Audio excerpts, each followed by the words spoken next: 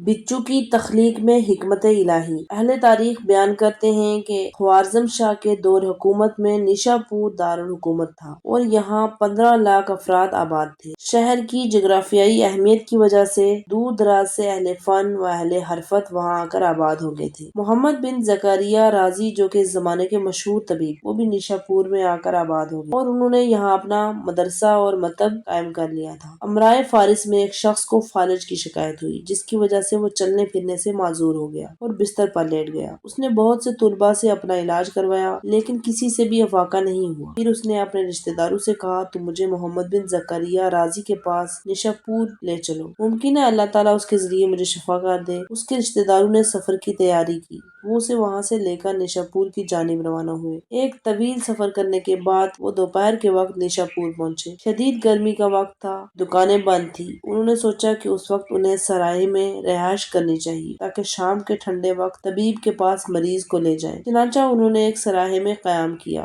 مریض کو صحن میں لٹا دیا اور خود سو گئے۔ جب شام کا وقت ہوا وہ نیند سے بیدار ہوئے تو انہوں نے سوچا کہ اب جا کر مریض کو جگانا چاہیے۔ جب وہ وہاں گئے تو جہاں انہوں نے مریض کو لٹایا تھا وہ مریض وہاں موجود نہیں تھا۔ انہوں نے ادھر ادھر دیکھا تو وہ چلتے پھرتے پایا۔ مریض کو یوں چلتا دیکھ کر انہیں بہت تعجب ہوا۔ چنانچہ انہوں نے اس سے کہا جناب عالی، آپ تو چلنے پھرنے سے قاصر تھے، اچانک آپ صحت مند کیسے ہو گئے اور یوں بے دھڑک چلنے لگے؟ اس نے جواب دیا مجھے بھی نہیں معلوم کہ میں کیسے ٹھیک ہو گیا۔ تیمارداروں اسے تیزی سے لے کر محمد بن زکریا کے پاس گئے اور انہوں نے اس سے مریض کی سرگشت بیان کی۔ رازی نے کہا اس کے فوراً کپڑے اتارو۔ جب اس کے کپڑے اتارے گئے تو اس کے کپڑوں میں 2 بچو دکھائی دیے۔ رازی نے کہا اس پر خدا نے آج خود کرم کیا ہے، اس کا علاج بچو کا زہر تھا، اسے جیسے ہی بچو نے کاٹا تو یہ تندرست ہو گیا۔ جب انہوں نے خدا کی اس حکمت کو دیکھا تو بے اختیار سجدہ شکر کرنے لگے اور اپنے وطن واپس چلے گئے۔